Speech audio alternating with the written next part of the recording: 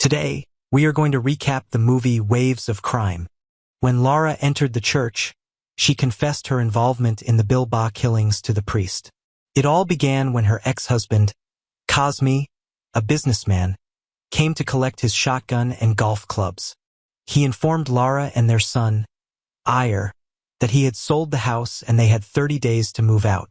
Laura protested that they couldn't relocate because Ire had finally made a friend at his new school. However, Cosme showed little concern for the boy he considered weird. Later, Cosme confronted Ire while he was absorbed in origami. He criticized Ire for not being normal. Ire silently raged as he listened to the insult.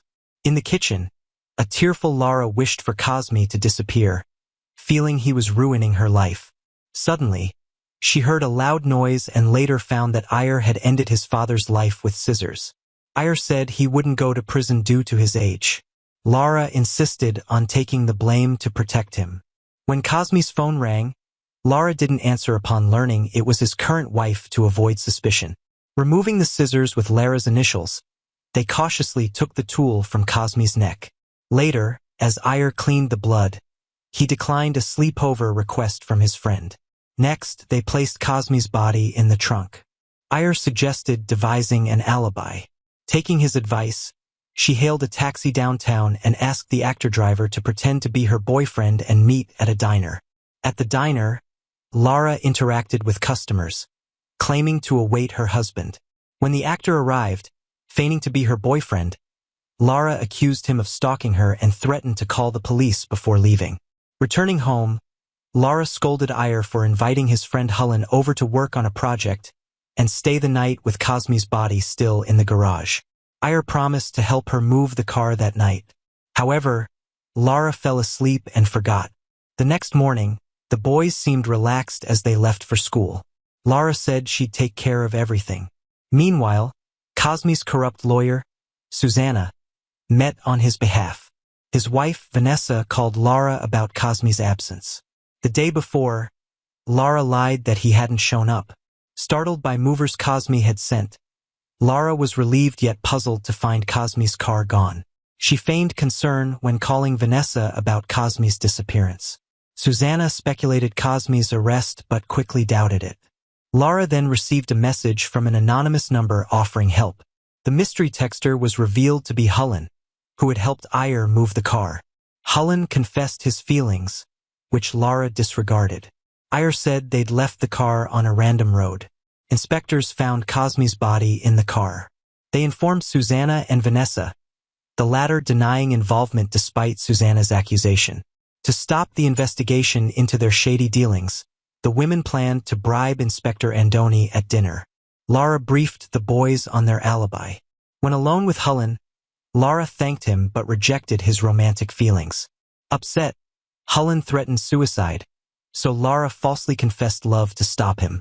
Their conversation was interrupted by the arrival of Lara's mother, Pocky, and caregiver, Evelyn, whose home had flooded.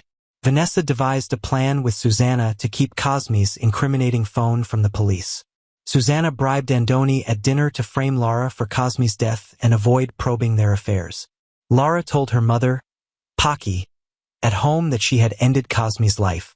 While praising her daughter, Pocky reminded Laura that she would have to confess to the church the next day.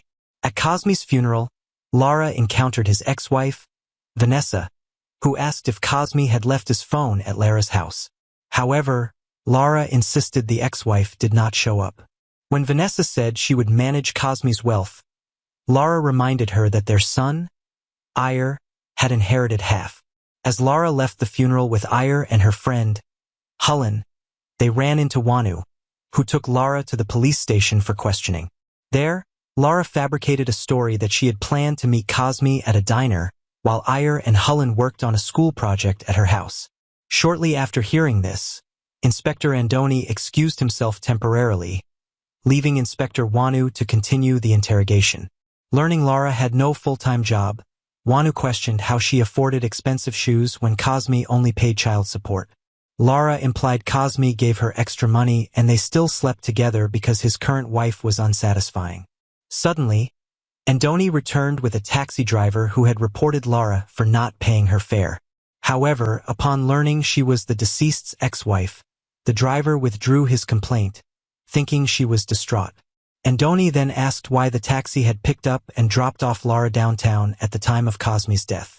He also asked why she had the taxi driver wait at the diner. Lara fabricated an embarrassing story that she was actually with Hullen that afternoon and spent the night with him. Shortly after Lara left, the inspectors cornered Hullen in the bathroom at school, demanding the truth. However, Hullen claimed Lara had asked him to go along with a joke. Lara then called Hullen to say their alibi failed, so she changed the story. That afternoon, he was at her house working on a project with Iyer, but they spent time together intimately. Though this pleased Hullen, Lara clarified it was just a story for the police. Offended, Hullen hung up when Lara insisted they should really sleep together. Meanwhile, lawyer Susanna visited Lara's mother, Pocky, and caregiver, Evelyn, leaving her card in case Cosme's phone was found. Lara was surprised to see her. Susanna admitted she had searched for Cosme's phone but also wanted to offer legal services. However, Lara said she didn't need a lawyer because she wasn't accused of anything. Susanna clarified she could help with Iyer's inheritance, but Lara asserted she didn't need her. At the station, Andoni told Wanu he didn't believe Lara. Though Wanu wanted to investigate Cosme's businesses, Andoni implied Lara was guilty and tried to dissuade him. The inspectors then questioned Hullen at school before his parents arrived. Finding a disturbing drawing in Hullen's notebook with his name, Andoni asked if he slept with Lara. Unable to respond, Hullen went home with the detectives, who wanted to open a suspicious folder. Hullen's mother, Erie, threatened trouble if he really slept with Lara.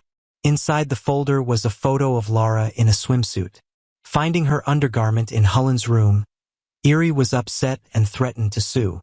While Hullen's parents spoke to him privately, Wanu told Andoni that Lara must be innocent since she seemed busy at the time of death. However, when Wanu was distracted, Andoni found and secretly pocketed a burnt cigarette from the trash. Meanwhile, realizing Cosme's phone was missing, a panicked Lara asked Iyer where it was, but he said Hullen had been questioned. Worried, Lara called Hullen, who admitted telling the police about their relationship. Erie overheard their conversation and intervened to insult the woman. She then threw her son's phone out the window. Later that night, while Andoni washed dishes, his friend Wanu suggested hiring someone to care for his ill father. This would allow Andoni more time to enjoy life.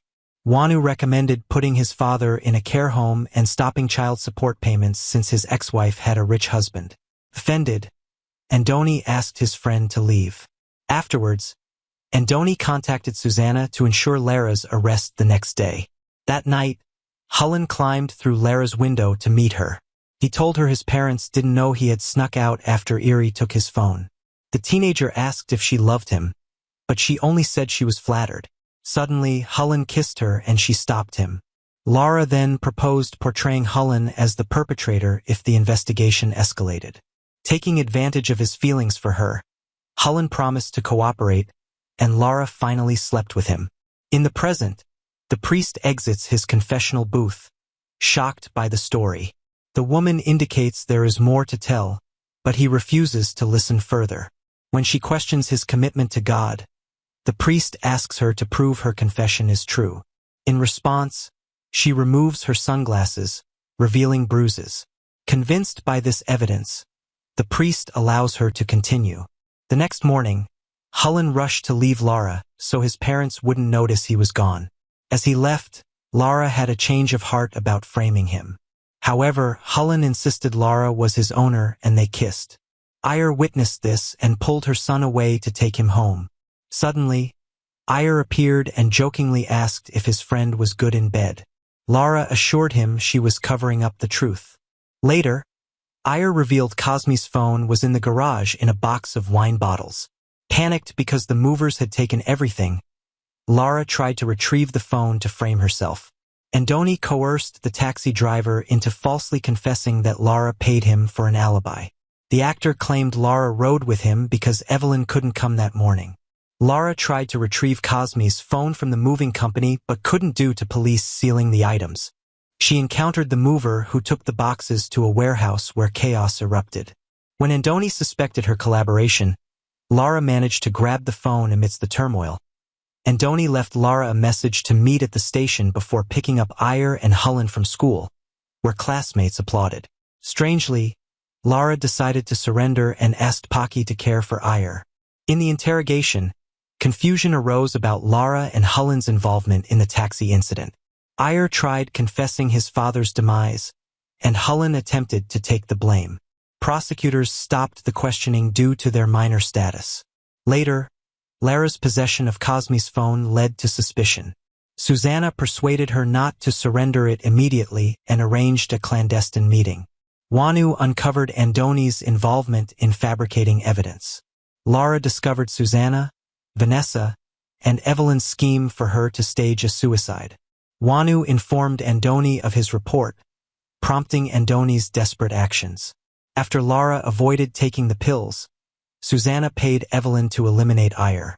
Vanessa revealed her plan to claim Ayer's inheritance. In a struggle, Vanessa attempted to push Lara off a building while Evelyn went to shoot Ayer. However, when the teenager stopped her, the caregiver struggled with her on the floor. The caregiver placed the shotgun on the bed, intending to strangle Ayer. Pocky intervened, though, grabbing the shotgun to save her grandson.